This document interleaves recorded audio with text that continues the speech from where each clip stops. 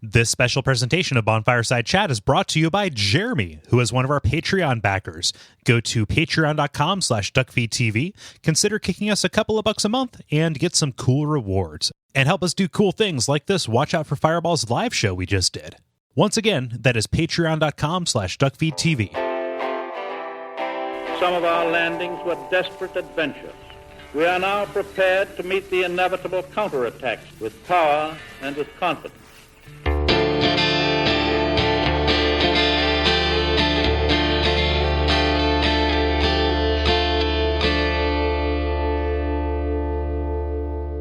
My name is Gary Butterfield. My name is Kole Ross. And my name is Andrew. And you're listening to Bonfireside Chat. It is a cursed favorite. And this week is our PvP special, focusing on Dark Souls 2. Why not? That's the season that we're in. And as you heard, we're joined by Andrew, who is better known as Mr. I Won't Forget on YouTube. Thanks, Andrew. How's it doing? Not a problem, guys. Not a problem. Glad to be here. Yeah. Yeah, Xander. You, before, when we were doing pre-roll, you asked us how we got our name. How did you determine your YouTube name? That is a pretty good story, actually. It's a relatively long one, but long story short, one of my friends, a good friend, he would always have this party called Nerdfest, and he had literally a wall of TVs. It was actually more like 2 walls. So it was a good 6 feet on one wall, 2 64-inch TVs stacked up in the corner, and then another 8 feet. Double-decker couch, think Lego Movie, but without the feet-smelling issue. Yeah. And he made it like stadium seating. And he wanted me to help him set up the couch because he took it down whenever he wasn't having the party, and help him with some other random stuff before. And he was talking to me about it. He was like, oh, yeah, get here about an hour before. And I was like, yeah, I'll be there. Don't worry about it. He's like, okay, just don't forget. I need you to be there. I was like, yeah, okay, I won't forget, dude. Don't worry. So I get there an hour after the party started. And he was like, where the hell were you? What were you doing? I had to move all this myself. Good job, mister. I won't forget. And it sort of stuck. No. Nice. Yeah. So most of the people who are listening know your stuff. We've mentioned your videos before, but can you just kind of give a brief history of what you do on YouTube and how you got into it, and kind of your basic how you came to the Souls games? So essentially what I do in my videos, I take weapons essentially at random. I really try and look for the ones that are less commonly used, the ones that people generally consider to be bad, and I do showcases on them. I take them, I learn how to use them, I record myself using them in a PvP situation, whether it's a fight club with friends or doing random invasions. And then when I do the commentary on it, I go over the pros, cons, stat requirements, and go from there. Yeah. As far as how I got started with doing them, I'd actually have to say it was kind of a random thing. It didn't really have I didn't really have a big plan with it when I first started doing it. I started doing it because Martyrs Brigade 99, J Blackmel on YouTube, he was the big commentary guy back in Dark Souls 1. And he always made this point how, you don't see much as far as people's weapon choice. You don't see them mixing it up. You don't see them using all these other weapons that are really good. And I thought, he's right. So I decided I'd start playing with other weapons. And I found out there were a lot of really good ones that were perfect counters to what people were using. And I decided I should, let people know about it. So I started doing some basic showcases on it. My first one was on the Lucerne. It's actually still on my channel. The very first commentary I ever did. It was bad. Yeah, it was really bad. And that was, Dark Souls 1. Like, you've been doing this for a while. Yes, that was back in Dark Souls 1. Yeah. Yeah, excellent. Yeah, I really like your videos. They're really nice, kind of bite-sized chunks of PvP footage, and you do focus on stuff that you don't see a lot. And that's one of the things that I think is a danger of any kind of competitive online game, is that there's a rush towards optimization. So you get somebody finds something that works really well, and then there's 1,000 giant dads or 1,000 javelins or something like that, and it gets it's just boring. Yeah. So having people kind of spice it up is really something we encourage. Yeah, I love the focus in what you do, and the fact that it starts as almost like a service, that you're providing this weird lexicon for people to go and shop for different weapons. I think that's a wonderful way to approach a YouTube channel. Yeah, it's definitely very interesting to see the effect that I sort of have. I did a little tally of it one time after I did a video just to see how many people I saw, before I did the video using that weapon and after. There was about 10 times more people using the weapons before, or rather after than before. Yeah, it's one of the big strengths of Dark Souls is that ridiculous variety in equipment, but something that we're fond of saying on the show is that there's really no right weapon. There's just the one that works for you. Yeah. And when you're playing PvE, you find the one that works for you and you tend to stick with it. But there's always that what could have been. Off to the side, and you don't always have the ability to kind of invest the stats or invest the upgrade materials in trying something else out just because it looks interesting. So it's kind of a nice way to live vicariously. Yep, that is very, very true. Yeah. So thanks, and then we really appreciate you coming on the show and everything that you do for that.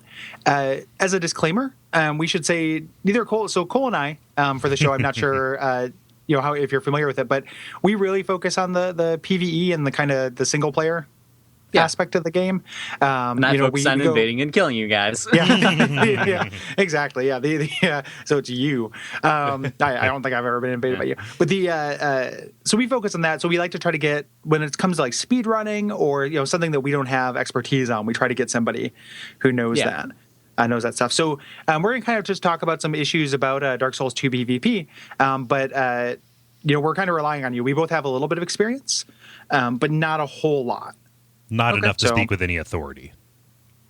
Yeah. So fair enough. Yeah, and I think that we both like PvP to a degree, but it's more about for the show, since we go area by area, some people, it's like Dark Souls, they get to it and they play through the single campaign and then it just becomes kind of a PvP game. And then I'm always kind of iterating. I just what would the whole game be like with this different build, or something like that. That tends to be my, more my experience. So just let's start it. Let's talk about a couple of the differences between Dark Souls 1 PvP and Dark Souls 2 PvP. Do you have any kind of general statements about that? I have one huge statement about that. I'd say, and this is going to bother a lot of people probably, but I would honestly say that Dark Souls PvP is worse than Dark Souls 2 PvP, despite the fact that the majority of people will disagree on that. Reason being, with Dark Souls 1 PvP, yes, there are a huge variety of techniques you can do, and that is a fantastic thing. The dead angling, the reverse rolls, the burrito combos. They're all wonderful little PvP techniques. And over half of the PvP techniques in Dark Souls 1 are glitches. That's not necessarily a good thing. That's honestly really not that good of a thing. And, once you know the game, once you get that right poise and use the right weapons, there's really not an easy way to counter that. In Dark Souls 2, it seems to me that there's always a way to counter everything. Guaranteed. Compared to Dark Souls 1, you see less of the kind of people relying on one build because it kind of quickly gets countered. Sorry, what I'm kind of hearing you saying, or there maybe a more kind of a dynamic meta to it. I would say that there's probably more of a dynamic meta, definitely. Yeah. Just looking back on the past couple of months with Dark Souls 2, we've gone through, let me see. There was Santier's Spear. That was a big thing for a while. Yep. After it was finally discovered. Big thing right off the bat was Pyromancy. Yeah. So that was the first big meta. And that was really shown in Mr. Manpants' video. I don't know if you guys have ever seen it, but his video titled Get Good. Pyromancy was the big thing at first. Then we had Santier's Spear, as I said. Katanas, of course, always. Straight swords are becoming a huge thing now. Chariot Dude, infinite stun locking combos. Those were big for a while. Yeah. Red Iron Windblade, Red Iron Twin Blade. Honestly, we've had about 7 to 8 huge metas that really took over. And, considering how long the game has been out, that's a lot. Yeah. And that churn isn't due to anything that From is doing, right? This is just the... Oh, it's definitely got everything to do with what From is doing. Okay. When they do their balancing patches, they balance one thing and unbalance another. Okay. Oh, and the Mastodon Helix setup. Can't forget that. Yeah, that Helix is great. Or the Helix Halberd. It's interesting too because since it feels like this. I know there were a lot of kind of adjustments to Dark Souls 1 as it came out, but for Dark Souls 2 seems to be really focusing on that PvP balance. Like a lot of the patch notes and stuff seem to be answering things specifically from that, which is just really interesting. Like it is constantly evolving. And considering how it seems like From and they hate invaders this time around, it's very interesting that they are fixing and altering so many things that really affect PvP. The thing that I noticed, one of the big differences between Dark Souls 1 and Dark Souls 2 as far as PvP goes, is that the addition of the kind of dueling covenants and the red soapstone, kind of coming a little bit earlier as opposed to being kind of hidden in the painted world, is that it's more about like they don't hate PvP, they hate invasions, or they want to discourage invasions, but they want you to be it's easier for me in Dark Souls 2 to get a PvP match, and that's partly because of like netcode and connectivity and everything, but also because you can opt servers. in. Our fake dedicated servers. But the part of it is just that the infrastructure is there. It doesn't have to happen as if it's in the wild. So if I go to the Rat Bros, or if I go to the Brotherhood of Blood, like I can more or less always get a match if I want it. Yeah. Like as somebody who kind of passively experiences PvP, like there's markedly less of it because I'm not actively seeking it out. In Dark Souls 1, it was mostly, I hate to trivialize this word, non-consensual insofar as it would come and find you wherever you were at, right? Whereas it seems more institutionalized in Dark Souls 2. Yeah, I do definitely agree with that. It definitely is more of a organized structure as far as being invaded is concerned, with the fact that, as you invade as a Brotherhood of Blood member, your rank as a sinner increases. That in turn increases how often you're invaded by arbiters, which is a good system. Yeah, it's interesting too, like how few invasions happen in the wild too. Like, I didn't get invaded by anyone until New Game Plus. Yeah, because I think that's fairly common. It is incredibly common. And I'd have to say the reason for that would definitely be the fact that once you get to New Game Plus, you can actually buy the eye orbs. That lets people, not spend their time in the arena for the Brotherhood of Blood, and that means you have more sinners, and that means you have more arbiters to go after those sinners. And a lot of people do I have to round up and kill every NPC before the end of the game thing. So you acquire all that sin, and that sin carries over from New Game to New Game Plus, that specific kind of sin. It's interesting to see the way that the single-player campaign evolved, too, because I feel like, I know Dark Souls 2 has many, many more Red Phantom NPC invaders, like computer-controlled invaders. And that's been a really interesting focus, especially in the DLC, the way that they've tried to emulate actual PvP. So, you're unlikely your first time through the game to get invaded by a human, but they have these computer experiences that are trying to emulate what that's like. Yeah, and some of them do a really good job, I'd have to say. And there's some of my favorite encounters in the game are those, especially in Iron Crown. Yeah. Oh, yes, great. When that one runs down that spiral staircase. That is amazing. Yeah, it's an interesting mirror to kind of that intentionality that you alluded to, Andrew, like the fact that they got rid of all those glitches so that the strategies are kind of baked in and accounted for, right? Similarly, most of the quote-unquote PvP people are going to experience in their first go through the game is actually placed strategically by the development team to give you something that approximates another player. Yeah, pretty neat. Like it is like I'm a fan, but it's interesting to hear you say that you like the Dark Souls 2 PvP more because, as you mentioned, like that's not a popular opinion. But for me, as somebody who's kind of dips my toe in it, I'm pretty into it. I like how optional it is. It's a good system. It's more simplistic in a way because there are less techniques, but the ones that do exist aren't glitches. They're intentional. They're meant to be there. So it becomes more about you kind of like learning the moveset and learning your weapon and everything as opposed to mastering, like those, whatever the backwards roll is. The reverse roll, yes. Yeah, the reverse roll. Like, I never got the hang of that in Dark Souls 1, and if I went up against somebody who knew it really well, that, didn't bode well for me. Right. I mean, it wasn't the end-all, be-all, even in Dark Souls 1, because it was just a fancy little trick. It gave you a couple more invincibility frames, if I recall correct, but nothing really noticeable in most cases. Yeah. And in fact, actually, if you... if you just take a step backwards when someone was doing it at you and press R1, you are always going to backstab them. So it got people into trouble more often than they'd realize. But if you're just a dilettante in it, like, it's hard to kind of get that muscle memory of like, oh, I need to counter this with this. Yeah. If you're fighting mostly people in the wild or just occasionally doing it. One of the big things I like about Dark Souls 2 PvP, though, and I alluded to this a little bit earlier, is the way that the Covenants take advantage of it, I think, is a lot stronger. Let's talk just a little bit about the different PvP covenants in the game and how those work or don't work. In the case of the Blue Sentinels, mostly. Like, have you encountered a Blue Sentinel working the way it's supposed to? What do you mean exactly? Somebody in the Covenant of the Meek, the Order of Blue, or what have you, getting invaded and then you getting summoned as a Blue Sentinel. I have not been summoned as one, but I've fought many who have been summoned as one. Okay. I've seen it numerous times. In fact, I saw it earlier today when I was watching the stream. Cool. Yeah, I wish I'd seen that. Like, for me, the Blue Sentinels exist mostly so I can kill Terragray and get his armor.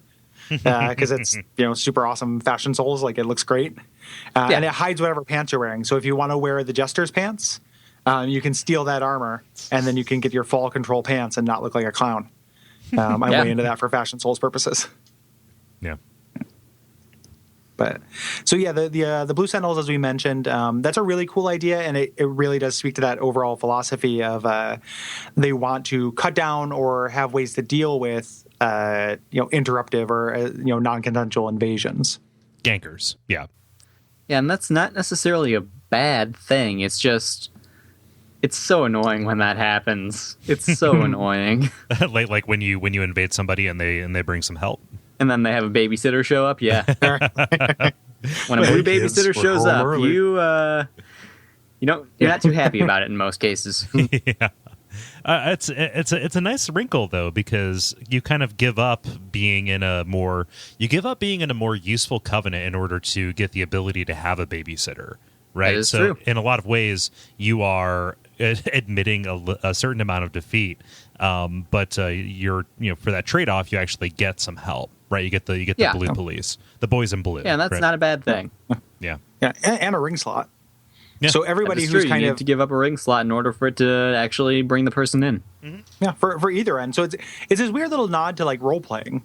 Yeah, like you're giving up a mechanical advantage, and you're getting a concrete mechanical like play experience, but you're also giving up an objective advantage to be this role in the world. And like one of the things I think that Dark Souls 2 does much better than Dark Souls 1 is the Covenants actually feel like they have a role in the world. Yes. What was the Princess Guard in Dark Souls 1? Like, they guarded the princess, but like exactly. It was like the worst Covenant. Didn't make any sense. But this one, I feel like every Covenant has something unique. That all being said about how they feel like they've got more of a role in the world, they honestly kind of don't, because the way you can go back and forth between covenants like there's no tomorrow, even if you don't leave the covenant officially, you can just exit the covenant by going and joining another one right away. There's no punishment for it. There's nothing. Yeah. And it doesn't bar you from being in other covenants, which I think that it should. I mean, you shouldn't be able to go from being a Brotherhood of Blood member to a Blue Sentinel right away. Yeah. Right? Unless you're playing like the long con, and you're just doing it to like stab other Blue Sentinels in the back. Like, I mean, I did it at first just so I could buy holy water urns. Yeah.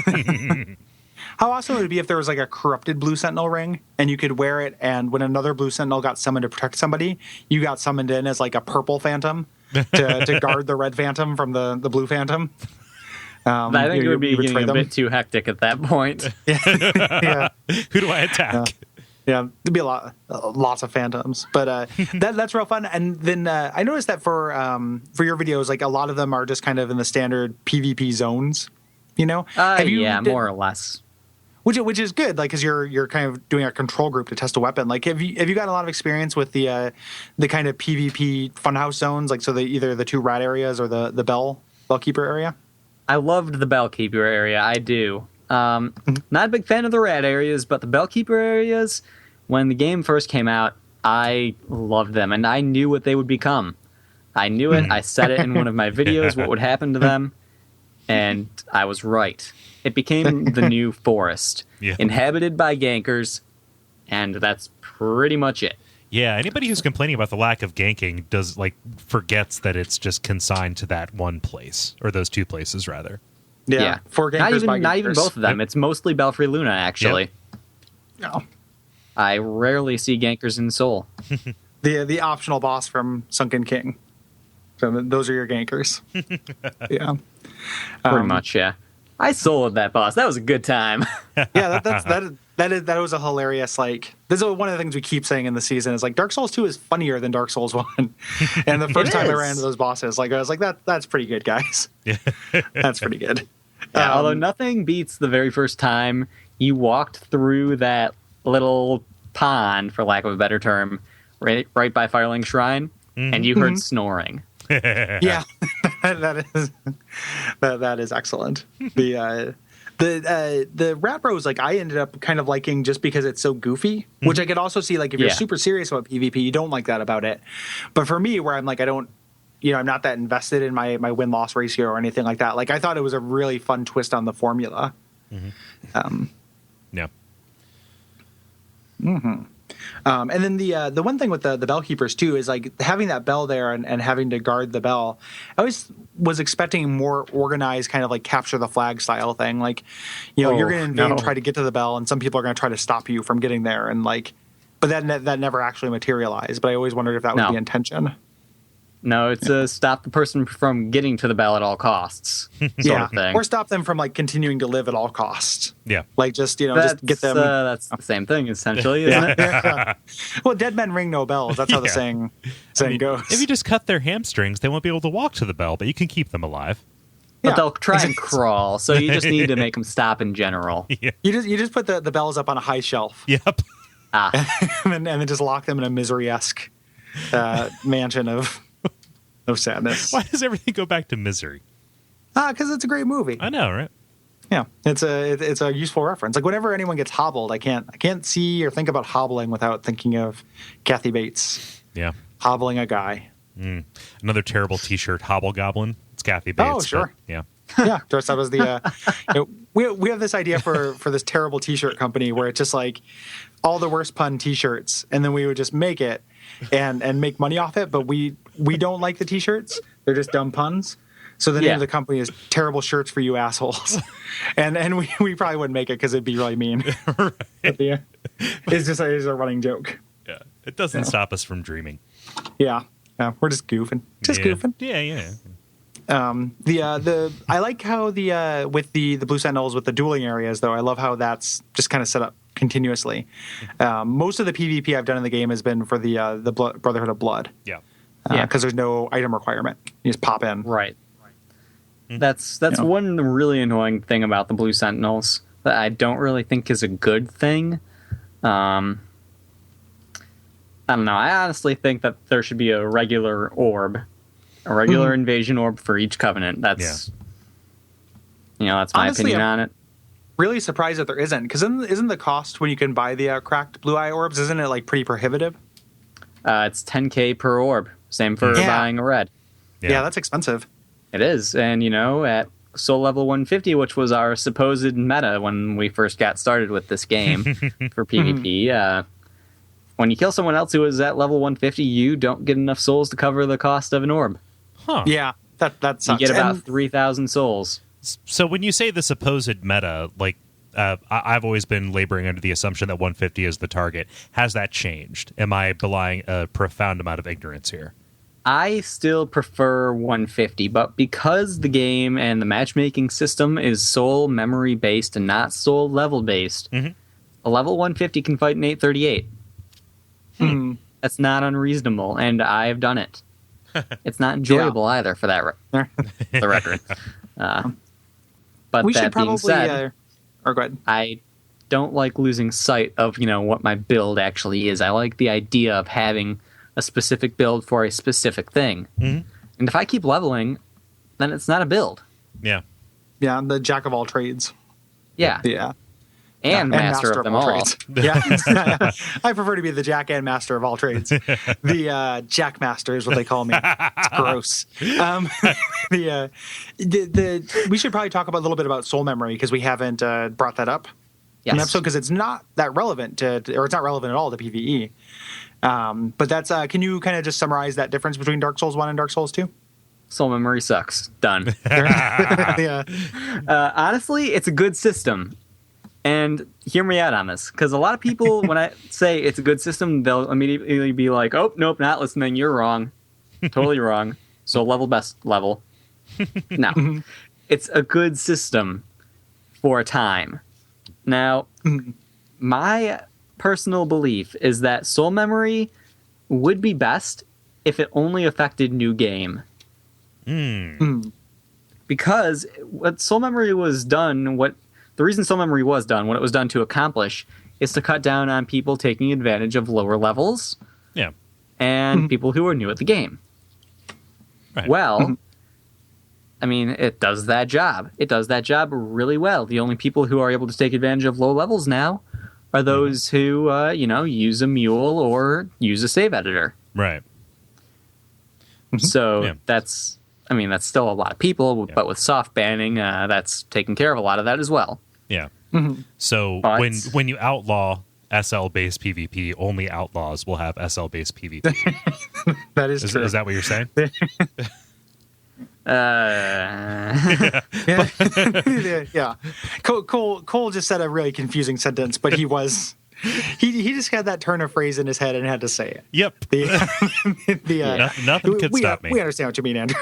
Yeah. We do. So I like what you're proposing because it would actually add a lot of import to New Game Plus, right? Like, yes, it already changes so much. There would be a real reason for going there, and that would make it even more of a, they tried to give New Game Plus a big focus for PvP with how you're able to get the orbs and how you're able to buy them, compared to having to earn them in the arenas or farming. They really did that, and I'm really surprised From Software didn't do it the way that I'm saying it. Personally, I think how it should be done. Because of that, they knew we had a meta for Dark Souls. We had a meta for Demon Souls. Yeah. People like to stay around that level, and it let you invade a good range. People who were around the similar level. Right. It wasn't necessarily a similar skill level, which it is supposedly supposed to be with soul memory, because that's what they said it would be, but that's clearly not it either. So, honestly, if it didn't affect it past new game, I'd be very happy with that. But oh well. It's an interesting idea. Like it reminds me. It's like a bazooka to for a fly. Like it is a huge solution to a problem that like solves it, but also causes some other problems. Yes. Because it makes a sense, but what it does gameplay wise is one, it discourages that kind of experimentation. Like if you have a level 150 soul level character, and you decide you want to try to play a different build or you just want to wear different equipment, leveling up that equipment, getting those souls and everything counts towards your soul memory. So that's going to boost your soul memory. And then two, like I think that the proposed thing that I saw was like, what if it just took into account the equipment you're wearing? That would be interesting. That way you don't have the people low level, just buying huge equipment. You could say it would be based on equipment and level, like kind of an amalgamation of those two things, and maybe that would get people more matched.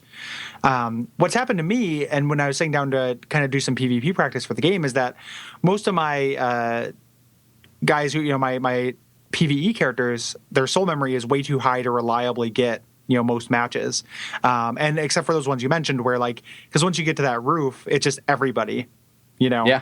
There's that huge gulf that's like I don't know the number. It's like 150 million or what have you, but 150 million to 999 million are all the same tier. It's not 150. It's actually 45, if I recall correct. Yeah. I think you're right. Like it is shockingly low though, because going through the game and doing the DLCs, like you're going to get a pretty hefty soul memory, especially if you do any weapon experimentation. And honestly, sorry to interrupt, but when they changed soul memory, because they did change it, they added more levels to it, more breakpoints. Mm-hmm. When they changed it from 15 as the max to 45, that was a good thing and a bad thing. Because when you were at 15, you could still fight a lot of people.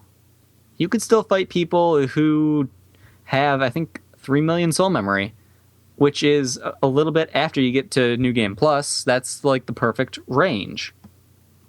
Mm-hmm. When they changed that, it separated the community even more. And really didn't help out competitive PvP at all. That's what the soul memory system truly did. It sort of ended competitive PvP. Yeah. It seems like it's a bummer because it's a cool idea that just wasn't executed perfectly. Right.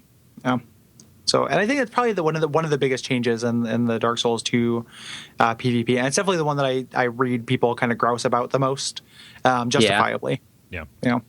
Because it took away a part of the game they liked.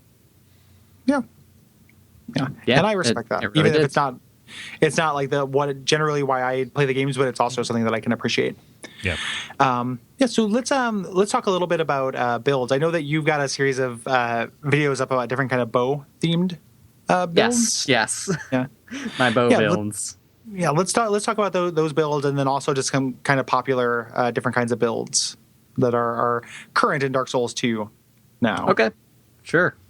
Yeah. So my bow builds, what exactly do you want to know about them? Just want to give like a brief, like a general rundown of what what you're setting out to do and what the kind of philosophy is behind the prominent ones. I was told I couldn't do it, so I proved them wrong. That's literally it. That is why I started doing a bow build. In Dark Souls 1, one of my friends said, "You cannot do that. It will not work. You are going to just die so much." So I did it. And it was surprisingly easy because you have... the first one I did, it was a bow cleric. Uses a bow and uses miracles. And, with miracles, there's a lot of area of effect attacks, area of effect miracles. Yeah. So it let me do some zoning with them, and I was able to pick off people from range. People didn't want to get close, so I hit them when they were far. Mm-hmm. It honestly was stupidly easy to do. Even without Wrath of the Gods, I was still able to successfully do it.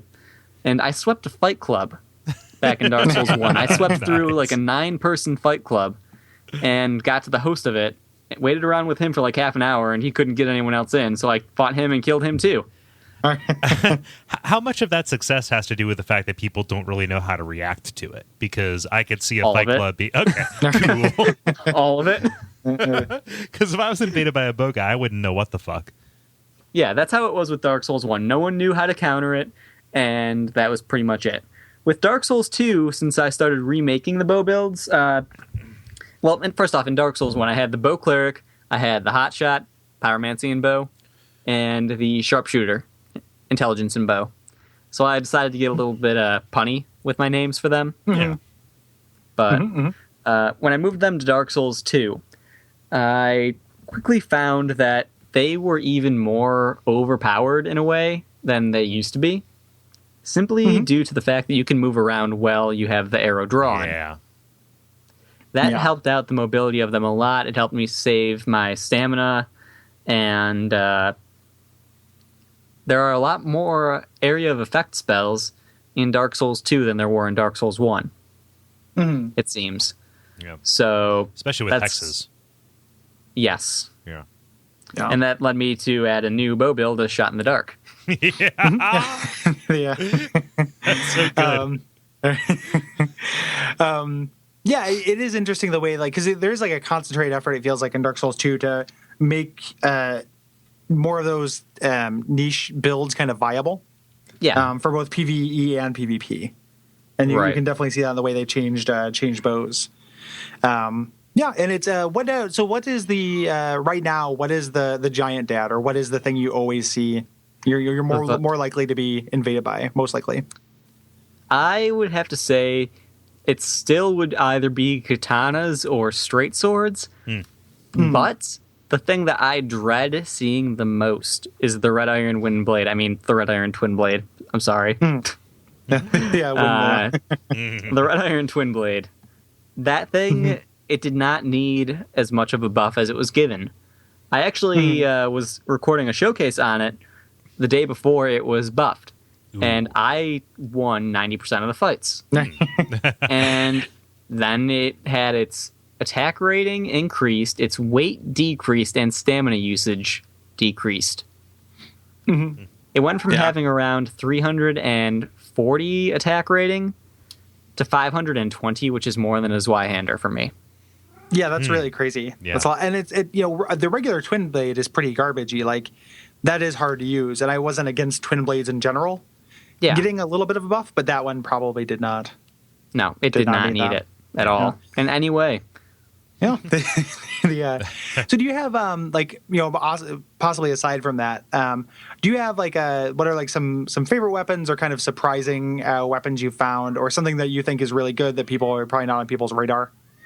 Honestly, my favorite weapon at the moment, I don't have a favorite weapon.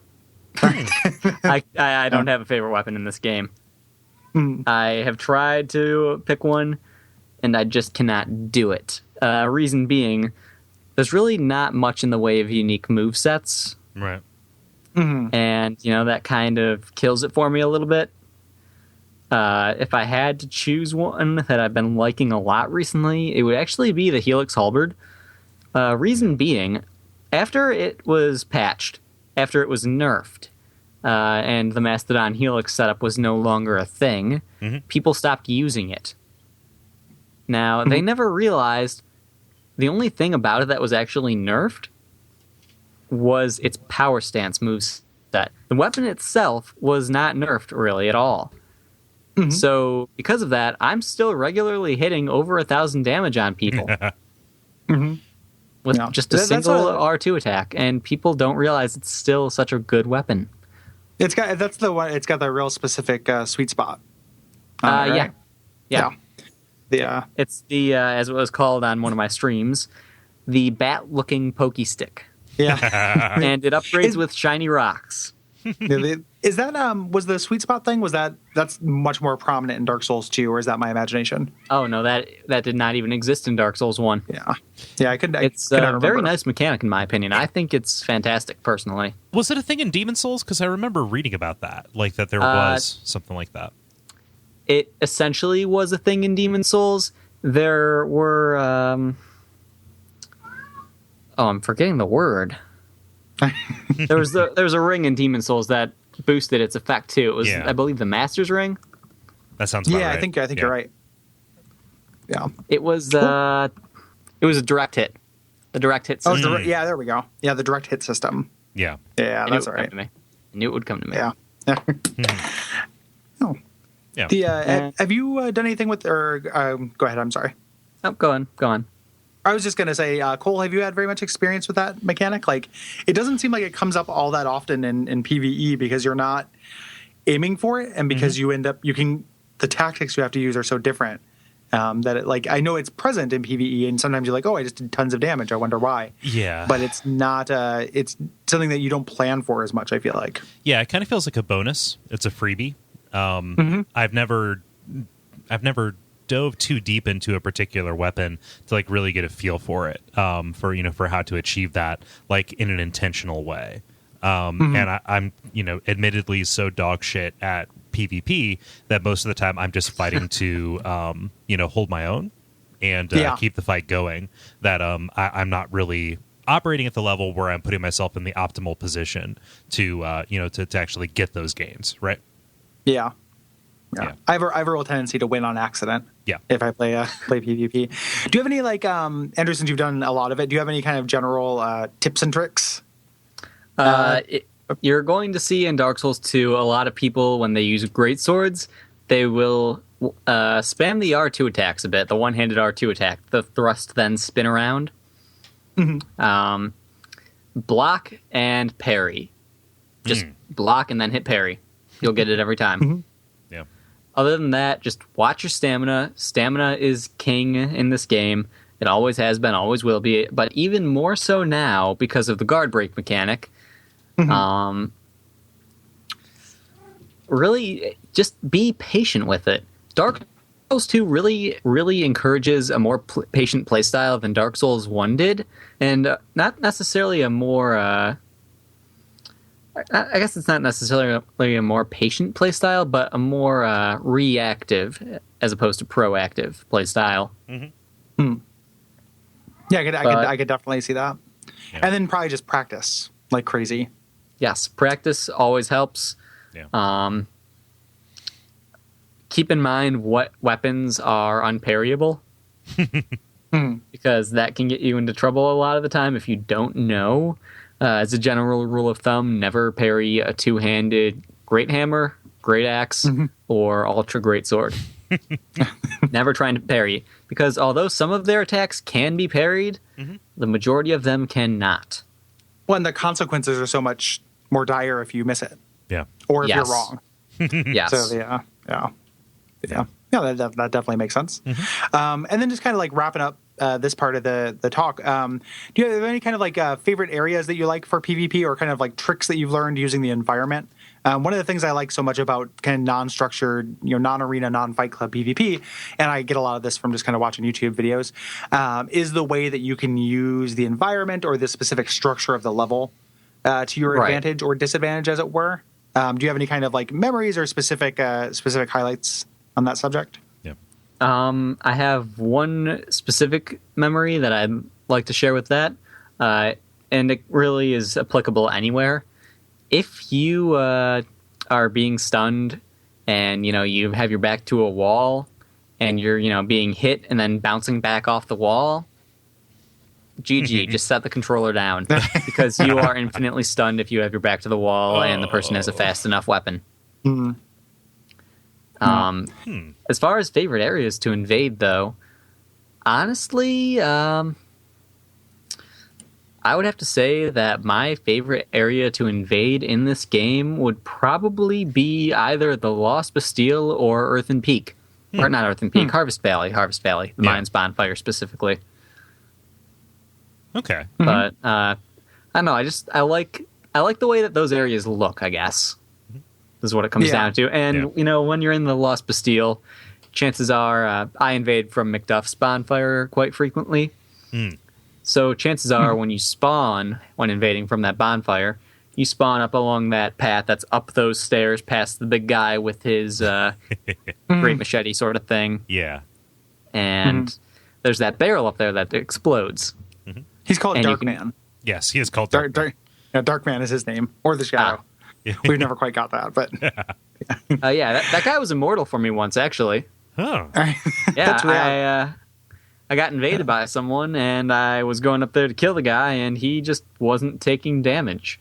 I was using the giant warrior club, and I was pancaking him, and he just didn't take damage. And I knocked him off the cliff, and he fell and didn't die. You found a forever dark man. He's a hacker. I entered the hardest mode of the game that night. But I like bringing that barrel down with me towards the bonfire when I'm fighting, just because I like using it to kill people when they get low on health. Just throw a firebomb at it and explode everything. Totally worth it. Yeah. Having kind of indestructible or destructible environments also just like add some spice to it. Yeah. Like you can do the kind of, okay, we're going to be on the bridge, and that's the Smash Brothers Final Destination no items version, or Box you can only. go somewhere where there's exactly, or you can go somewhere where there's kind of elevation changes and destructible environments and stuff like that. Yeah, that is a little bit more open. That is one thing I have noticed about Dark Souls 2, that it sometimes, depending on the weapon, did better than Dark Souls 1, sometimes did worse. When you're fighting on stairs, when you're fighting on different elevations, some attacks actually track an angle down towards your opponent, some ones just go straight out. Yeah. So they just follow not that whatever your love difficult of a sticks do. thing to make it actually, go along the plane you are on. Mm-hmm. But for some reason, we've got some kind of some people wrote in with some PvP either prompts or stories. Okay. Are you able to stick around and we'll kind of read these and then react to them? Oh yeah, sure. It's kind of a wrap up thing. Sounds like cool. a great time. Yeah, cool. I'll go ahead and get started here with Franz. He kind of starts off, kind of bracing us for a negative thing he's going to say about us, but then also says there's something that bothered him that we said in our previous PvP specials. And he says, I find these games to be pretty difficult. For some encounters, I need to prepare, to farm, and in the case of Dark Souls 1, to sacrifice some hard-earned resources to become human. Since I only have time during the evenings, this can take up to a week for preparation, and then some asshole appears and one-shots me in the back. You guys tell me that's okay to do that because the developers put it in the game. First, you're talking about the same developer that thought the Gaping Dragon would be a fun fight. Second, it's never okay to ruin someone else's fun on purpose. The only ways you can do that is either because you lack empathy for the victim or you enjoy other people's humiliation and suffering. Which one is it? Psychopathy or sadism? To make matters worse, you guys, this is harsh. To make matters worse, you guys claim that it's not that important and that I should let it go. Do you realize how that sounds? You ruined a week of, we didn't do it, guy. You ruined a week of preparations and my fun in the game, and it wasn't even important to you. This is the almost super villain level of bullying. For you, it was the day I killed your family. For me, it was Tuesday. So please, go ahead terrorizing other players and ruining their games if you must. I can't stop you. But don't pretend it's anything other than sadist bullying. Yeah. So you realize we're not PvP guys. Like, we weren't doing that to you, buddy. We're taking a blasé attitude toward it, though, right? Yeah, like this is responding to schoolyard bullying by saying, "Oh, boys will be boys," but like it's for as much as we don't want to trivialize bullying because it's a shitty thing. Like I enjoyed doing it in Dark Souls 1 because people did it to me. I hazed freshmen.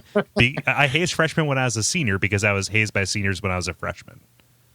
How did you haze? Is that true? Did you haze freshmen? In show choir, called them fuckers.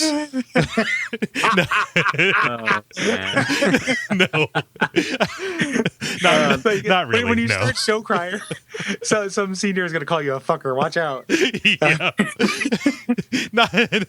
Not really. No, but I mean, just like I'm using that as a metaphor, right? I'm continuing the bullying thing from high school. Yeah. Yeah.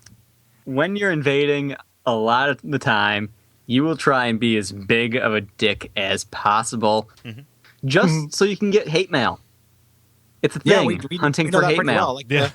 Well. Jeremy, our past guest and future collaborator who does the Dark Souls Haters blog. I'm not sure if you're familiar, Andrew, but that's really great, and that's just a collection of hate mail from Dark Souls, and it's pretty incredible. Yeah, I had a good one the other week. Actually, the other month now. I was streaming and I invaded. It was in Dark Souls 2. I invaded the Sinner's Rise, and I fought this guy and his Phantom Man, Lucatiel. He had her summoned, and I was actually on the Bow Cleric at the time, and I won. I scared one guy, I spooked him, and he ran off the edge. I used Force to knock Lucatiel off the edge, and I chased the other guy back, and he trapped himself up in a corner, and I didn't let him out. So he sent me hate mail, swearing and this and that and the other thing. I was on my adventure build. My adventure build. It's an RP server. So I proceeded to invade him and kill him and his friend 3 more times. Yeah. Now, that's just it. Random invasions are random. People don't exactly get that all the time. And, it's not like we choose who we invade. But if we can invade the same people after hate mail, it just makes it even sweeter. Yeah. I don't know if this is an Outlook thing, but for me, whenever I've been invaded and somebody is, just completely ruined by night, it's never been anything that I took entirely too seriously. In fact, usually it gives me a story to tell, and I just kind of laugh. But I'm not coming from the same position that Franz is coming from, right? Yeah, clearly. He had to prepare a week to get good. Yeah. So to get that rather. To get the, I think he's just talking about getting humanity, which he's farming for specific runs or something like that, which is like, I'm sympathetic to that. Like when I first started playing Dark Souls 1, like I had a real problem with invasions, and I was like, what is this even in the game for? This is nonsense. I remember like very specifically, I told this story in the first season one, like getting invaded at the bottom of Blighttown, like a stone's throw from the bonfire, and being so mad because it had taken me so many tries to get there. But at some point, I just kind of like, that could have happened, or I could have gotten toxic by some rando guy. Like it didn't just happen enough to make me that upset. To where like I just kind of got over it. I'm not trying to say like if this legitimately upsets you, Franz, which it seems like it from your email. I'm not just trying to say like get over it, bro. Yeah. But it's a relatively it just didn't bother me that much. You know, like it just grew not to bother me. Yeah. And I get it. Like I get why it does. But in Dark Souls 1, you cannot go human, and if you do go human, you should have help with you, which gives you a big advantage. In Dark Souls 2, you can burn that effigy at the bonfire. And lower your, moves you to the bottom of the invasion queue. You're very unlikely to get invaded. So there kind of are mechanics in place to prevent it if you don't, don't want to. If you're going to be human, then have a reason for it. If not, stay hollow. You don't get that much of a penalty for Dark Souls 1 misses that we're talking about. Yeah. Yeah. Well, I mean, I get it. Like, I understand why it's happening. But I think that it's just like I came to. Like, I don't have any advice for it. Yeah. And also, it's funny because you just keep saying, like, we're doing this and we're bullying you. Like, we're totally not. We're just, we are just saying boys will be, red phantoms will be red phantoms about it. But we had to get there. They want some blood. Yeah. Yeah. Yeah.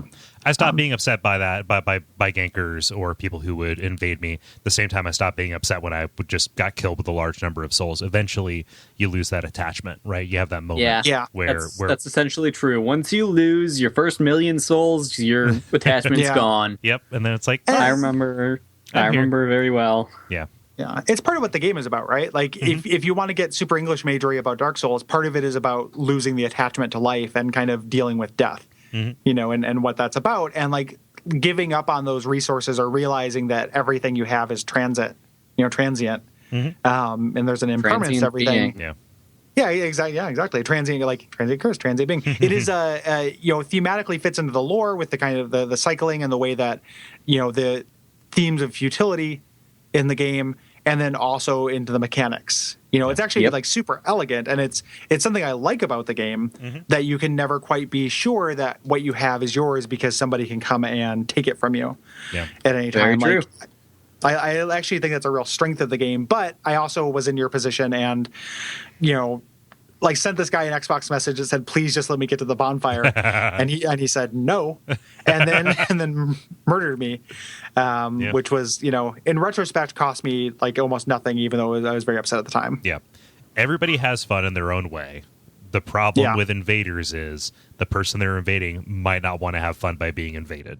Yeah. But again, there's they set up those systems to ameliorate that if you'd like. Yep. So you do want to read Robin's statement, Kole? Yes. So Robin writes in via contact saying, I am hopeless at PvP. This is Robin, not me, although I am hopeless at PvP. He continues, I have an uncanny knack of snatching defeat from the jaws of victory whenever I invade or am invaded by others. So when I was yet again swiftly dispatched during another failed PvP invasion, I had to laugh when I received a message from my destroyer. Nice try, Buster. Buster? Clearly, I'd invaded a 1920s bootlegger or something. But really, he'd given me far more credit than I actually deserved. I like the idea of gentle hate mail. Yeah. For Dark Souls, as opposed to, just using slurs, like just, slurs or memes. It's just like, get on the trolley. It's Hank Hill and Flanders exchanging Xbox Live messages. Well, hey there, mister. Yeah. Hey, Mr. Pants. What are you doing? Mike says, by contact. Like a lot of people, when I played the first Dark Souls, my primary experience with online play was co-op. I mostly stayed hollow, but anytime I found myself confronted with a red aura, my first instinct was to run and die like a coward. Capra demons, basilisks, even bone wheels I could handle, but invaders represented some of the most frightening opponents of Dark Souls for me. I understood the elation of helping other players as a sunbro, or having a friendly phantom give you an extra edge over a boss, but I could never comprehend why another player would want to kill someone trying to make headway into an already difficult game. So the sequel came along. I decided it was time for for me to become what I'd feared most. So I did. I became a monster. Invasions might be more restrained in Dark Souls 2, but for me it was a chance to get creative. I mostly invaded the Iron Keep, but after a few fairish bridge duels, I decided to get more devious. I loaded myself up with Lloyds and Silver Talismans, maxed out my number of Corrosive Urns and Dung Pies, and equipped spells like Dark Fog. Rather than fight invaders head-on, I tried to get ahead of them in the level and disguise myself. I spent countless minutes impersonating vases in enemy-heavy rooms or near vital switches so I could ambush at critical moments. I'd watch as my victims... Yeah. I'd watch as my victims failed to chug Estus before being skewered by a critical, or wait patiently for their HP to drop out from poison while they ran away. If they got the upper hand, I'd flee into mobs and hide again. Even as I write this, I can't help but think... this all says something awful and dark about my character, but I'm in too deep now to go back. Even when I lose and all my dirty tricks fail to take down a persistent player, I feel admiration for my opponent's resourcefulness rather than disappointment. Sometimes I think that what I really enjoy is playing into the thesis of Dark Souls, that you throw vicious odds at a player and watch as they eventually overcome them. More likely, though, I'm just a shameless troll. But at least now, when I see that red aura pop up in my own world, I understand what it's all about. I'm in too deep now to go back, Walter White. Yeah. This train keeps rolling. Yeah. Yeah. It's I like that guy, though. I like that message. Yeah, the real dedicated PvP build I made in Dark Souls 1 did all kinds of dickheady things. Like the spells and items that corrode equipment are just there to be assholes. Like it is just there to inconvenience people. Yep, that is their purpose. Yeah. I went AFK one time on stream and I didn't sit at a bonfire. Shame on me. Yep. I never have done that again since. Yep, you get to repair everything. Yeah, I was invaded by one of my friends too. That was the best part. I was in the Skype call with him, and he invaded me. And it was Dark Project Mayhem. If you're familiar, and that guy's great. Yeah, he is. He uploaded the video of it to his channel and called it a battle of the uploaders. Fantastic. Yeah, so Mike went from being like skeptical about everything about PvP to kind of the worst possible example of what people who hate gankers hate. I really like that escalation. Like there was no half measure there. Yeah. Well, he said he did a couple honor duels. Ah, okay. But the Iron Keep is a fun place. It was honor-ish. Honor-esque. But the Iron Keep is such a good place to fuck around with people just because the collapsing platforms and all that jazz. That's a good place. Yeah. There's actually, sorry, but you reminded me of something that I'd like to see done. So in the most recent DLC, I don't know if either of you have played it yet. Have you? I have not, but Gary has. I do not think Kole has, but I have. Okay. So there's that snowball that you roll down the hill, you know? Yeah. I want to see someone killed with that thing. I bet you it'll happen. I want to see it. Yeah. Like, not on myself, but I want to see it happen to either an invader or a host. I'm surprised 3 weeks later we haven't seen that yet. It's funny because Kole hasn't played the DLC, so all he knows is that like there's a giant Snow Dogs-esque like snowball you roll down a hill. Yeah, and it's a super fun DLC with tons of snow games. Yeah, it's full of snow games. So it's like the beginning of Final Fantasy Tactics Advance. Yep. Like everybody gets a bunch of snowballs in the beginning, and it's really boring. I like that reference.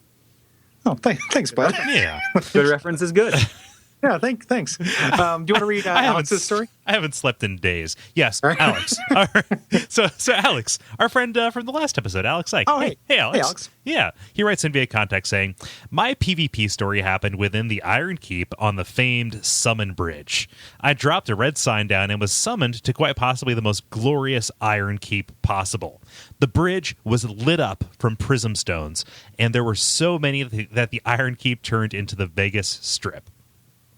The stones were organized in such a way that it made a dueling arena on the bridge, complete with a spectator section. I sat with numerous other red phantoms on the nosebleed seats as we waited for our turn to duel. Of course, a hovel noob was then summoned and decided to use Darkstorm/Affinity on the multiple phantoms in the spectator seats. Yeah, I never found that arena again. Since this incident, I have vowed to personally kill any and all Havel noobs in a massive Havel genocide. Yeah. Oh, Yeah, that's no fun. I approve. I like that he's on this vengeance quest, but like when you get summoned into something and it's goofy, like take advantage of that. Yeah. Like that is a blessing from chance that like happens. Like there's that Dark Souls 1 video with all the channelers dancing to Young Turks. Yep. I love that. Like I've done that. Like I have done that. And that's a great thing. Like if you if something like that happens, or if you invade somebody and they're dressed really goofy and they're doing something goofy, just go along with whatever fun they're having, because that's not going to happen that often. Unless they're a butterfly. Unless they're a butterfly. Never trust a butterfly. The butterfly. So somebody has gone to great effort to bring a little bit of whimsy and magic into your world, and you're going to go and darkstorm a crowd? What are you doing? Like, do you have no heart? Yeah. Come on, Bad Havel. Honestly, that sounds like something that Mayhem would do, though. To be perfectly honest. I mean, it's kind of funny what that Havel did, but not really. It is kind of. But the way he would do it is he would be in some kind of theme get up. Yeah. Yeah, because that's the way Mayhem does it. It's always the butterfly. Do you guys know how he got started with that? I don't know if he's ever told the story of that on his channel. How is that? This was my fault. It's my fault. I unleashed the butterfly on the world. That is a wonderful way to begin a story. I set Mothra free. So, now Mayhem, he lives over in the UK, and they got the game 3 days later than we did over here in the US. As such, I had already been playing the game, and when I went to pick up my copy of it on day one, the dude who was at the store actually recognized me and gave me a copy of the guide so I could, figure out where to get all the weapons. So I was looking through and looking at the armors, because I didn't use it for the game itself. I just, stuck to the back of the guide, looked at the armors and weapons. I was looking through the armors and I saw the Moonlight Butterfly set. And, throughout this time, we were working on the Firelink channel. It's a small little thing. It's not very popular, and we've been on a bit of a hiatus from it. But it was a collaborative effort between myself, Mayhem, Mr. Manpants, Skies, and FPS Snake. And everyone who, was playing the game, it was everyone of us except for Mayhem. We got him all excited and everything about this Moonlight Butterfly set, saying how it was such an awesome-looking set, and it would be his thing, and he would love it. and it was it's the Moonlight Butterfly set. We know what it is now. But we just built his hopes up for it, and he was like, how do I get it? How do I get it? As soon as he got his hands on the game, he wanted that set. He wanted to see it. So we told him how to get it. We told him to get some aesthetics and use them on the bonfire in Majula. And we were all on a call with him at the time. Oh, fuck you guys. But British. Toss off, he said. That is one of my just as a side note, I love all the equipment that actually has demonstrably different effects in that game. I actually love that set, and I love all the stories of like Ghost Town Majulas from people who didn't understand that it just kills everyone around you. Yep. That's fantastic. Mayhem did that once as well. He accidentally killed someone. Yep. Their very presence causes poison. So finally, just the last story we have here from a listener is Jason. Says, "My contact. My friends and myself in the fighting game community in Montana. Minnesota. I'm guessing that is Minnesota. Well, thank you. We're pretty excited about the early days of Dark Souls 2 PvP, as it had many more of the trimmings of a deep fighting game, think Virtual Fighter or King of Fighters, and was pretty satisfying until Soul Memory, OP builds, and then patch debuffs reared their heads. I eventually went back to Guilty Gear, but I think it was Epic Name Bro who broke down the three games thusly: Demon Souls for lore, Dark Souls for PvE, and Dark Souls 2 for PvP. And I found myself thinking more and more about that in relation to Dark Souls 2. I think maybe the developers were building the entire game in that light, that it would be more of a multiplayer experience which de-emphasized the PvE pleasures of the first two games in favor of boss/level design that seemed geared towards co-op, especially with the number of bosses that simply had more enemies or more bosses, such as Skeleton Lords, Dragon Slayers, or the Duke's Dear Freya, as their gimmick towards difficulty. Picture I saw of the Mirror Knight battle from the Dark Souls 2 design works seemed to depict a traditional D&D adventuring party climbing up the steps to meet the knight. There's a lot of hand-wringing about the torch lighting/torch implementation, but I'm wondering now if they are trying to go even further with a purely multiplayer game sometime during the design phase. That's interesting. Yeah. It does sort of seem that way. Yeah. That's I have to get I can't wait for them to translate that book. Yeah. Yeah, but that's interesting. That is an idea that, and I went through, like, I would just co-op if I was totally banging my head up against something, but most of the bosses I fought, on my own. Yeah. But it's an interesting idea because the some areas definitely do feel, balanced as such. I almost think if they wanted you to be have co-op the whole game, they'd almost need more.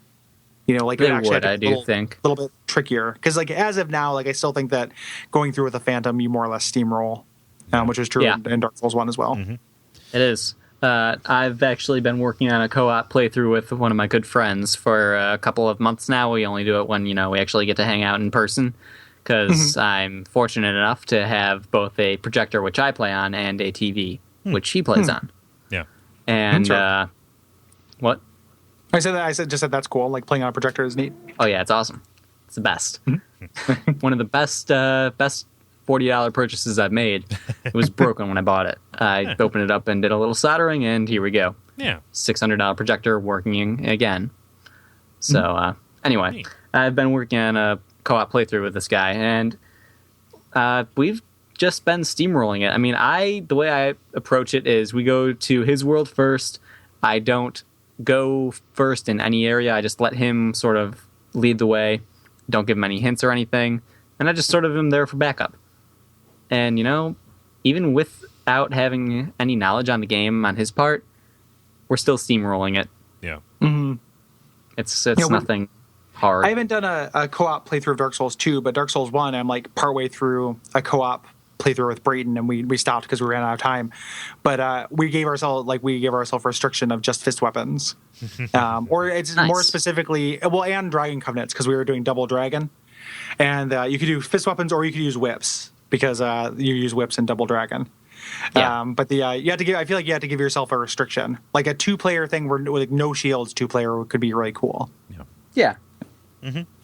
That makes Dark Souls 2 this kind of weird anomaly, right? Like, and sets it up in this weird place where it's 1 foot in, 1 foot out. Because if it was designed around that, which I can totally buy, given the setup of some of the bosses and the perception of a lot of people who really value multiplayer play is that From has kind of destroyed the community by putting all these barriers in place. It kind of is a work that has 2 directly contradictory drives to it. Mm-hmm. It really does, though, considering how they treat invaders and how they encourage co-op. Mm-hmm. It feels very I don't know. Yeah, I don't know. Confused? I think that... Yeah, confused. Yeah, well, one of the things we've been, in the continuing, subtext elephant in the room throughout this whole season of, like, Dark Souls 2, is it as good as Dark Souls 1? Is it better than Dark Souls 1? We keep kind of hovering around this. And I think that, though we're both big fans of Dark Souls 2, what we can settle on at the very least is one of the weaknesses is that it is less focused and has less of a singular whole. Yeah. Yes, it's Dark Souls less of a cohesive world. Yeah. Yeah. And this is definitely part of it. Yeah. So it's like that. It plays through in lots of different things. There are so many individual moments that we all love.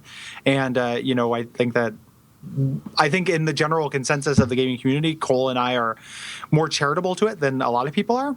A lot of people have soured on it a little bit more than we have. But, like, this is part of a symptom of a greater problem with it in that it is not quite the, masterwork, better than the sum of its parts thing that Dark Souls 1 and Demon Souls were. Yeah. Yeah. Cohesion. It lacks cohesion. Yeah. While simultaneously being amazing and excellent. Yeah, and yeah. It's a great game, but as far as the Souls games go with their world, when you think of the world of a Souls game, you think of a complex level design.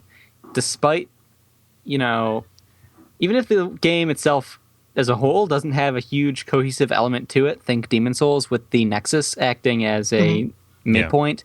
It's not open. It's not cohesive between each area. Yes, you've got that one center point, but you know what I'm getting at? Yeah. Despite it's for sure spatially incohesive, but it's also incohesive in some other ways as well. Yeah. Like right. Even piecing together the lore has been kind of a frustrating experience because of random haphazard enemies and the like. Yeah. Yeah. You know, Grave Wardens in Earthen Peak. Yeah. We saw that. So. What's with that? Seriously. They will go to any length to hunt down people who defile the grave. So that was the best we came up with. I don't know if we solved it. We made a sorry excuse for it. That's honestly the best reason I could come up with. Way to blow up my fucking spot, man. Yeah, that's well, you didn't solve it. I know. I didn't somebody write in.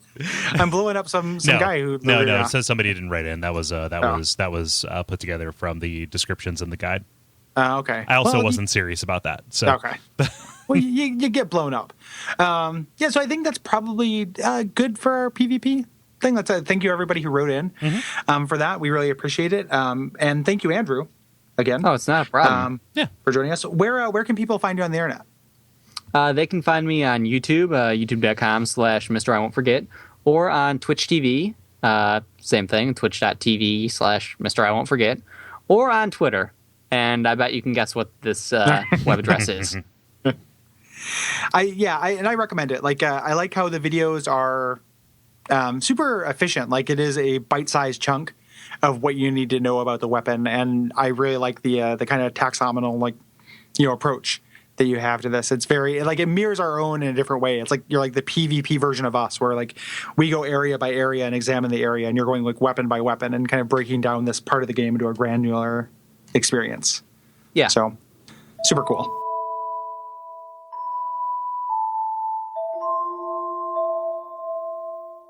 Yeah. So Andrew had to go, but we have a couple things to talk with you about.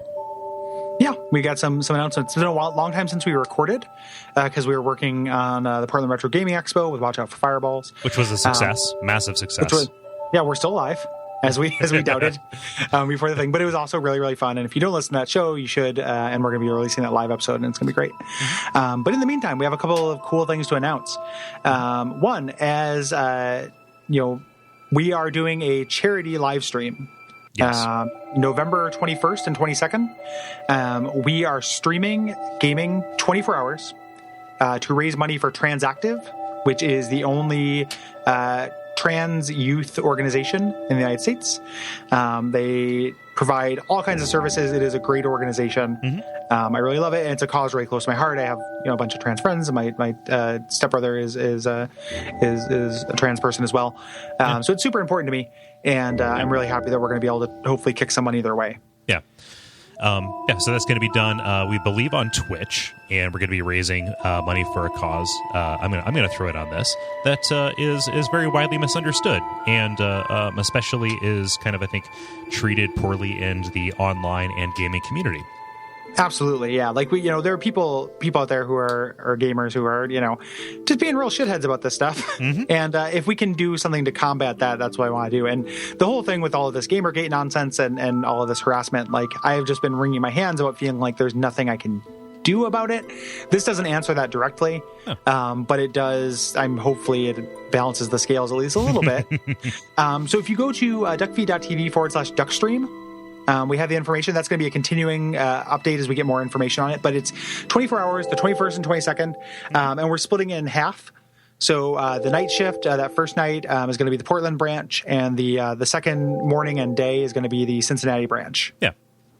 Of the show. And we'll put up details about what we're planning to stream and stuff as we go. I'm going to try to train and do a Dark Souls 2 or a Dark Souls 1 speedrun for it, which I haven't actually done in a really long time, but I can see if I can get down to my 2-hour mark.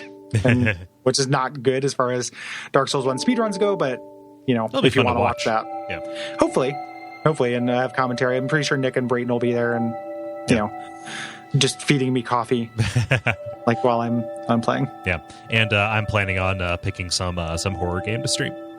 Yeah, from beginning to end, which is really cool. Yeah, if I'm not too exhausted, I might stay up and participate in the chat and stuff. Yeah.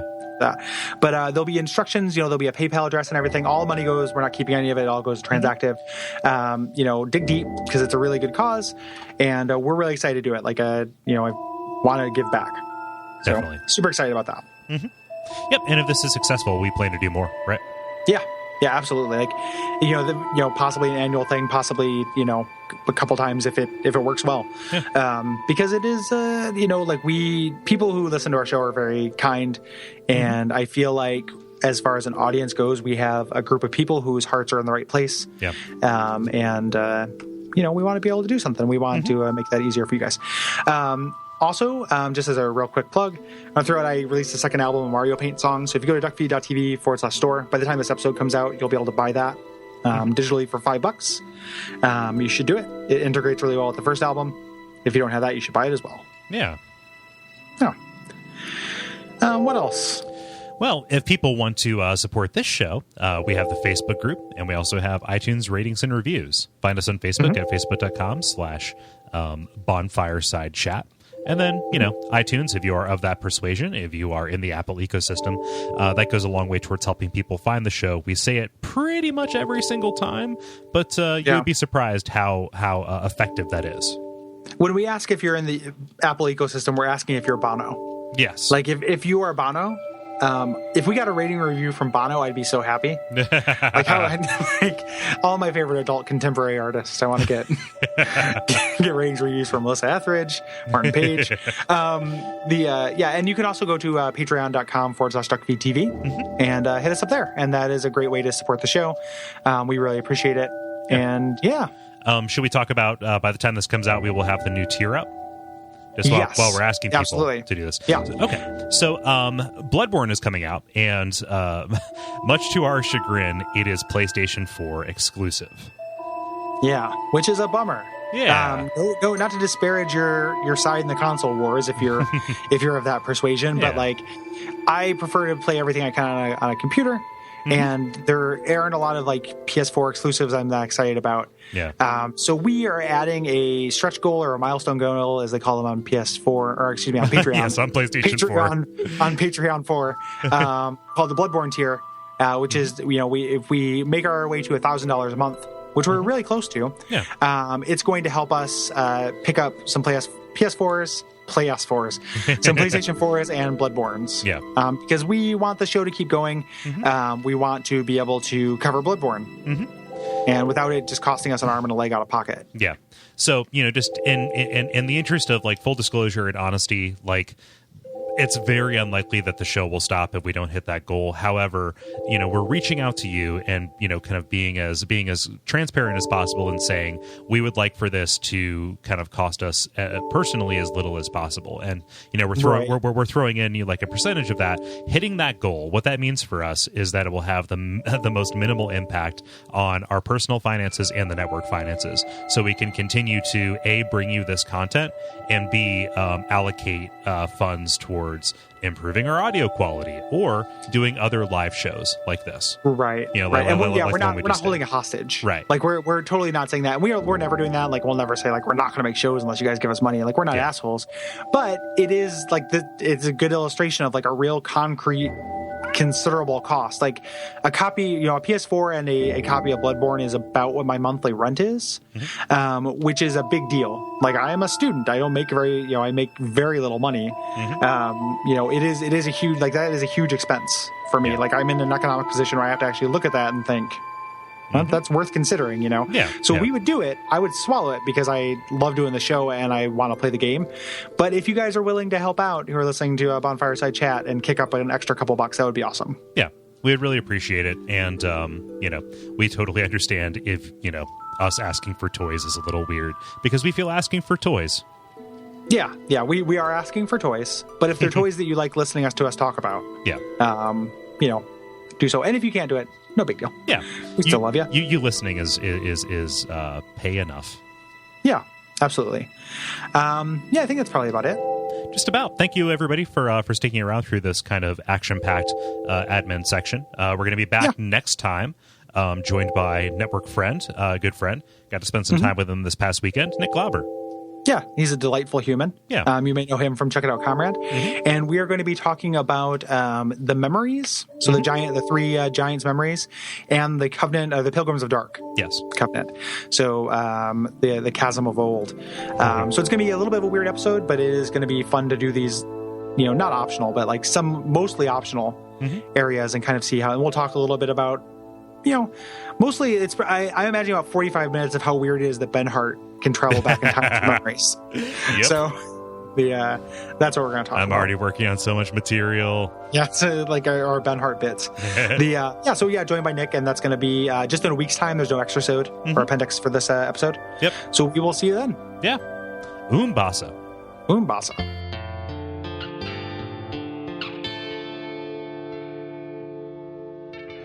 And we all pray that we will have far more soon.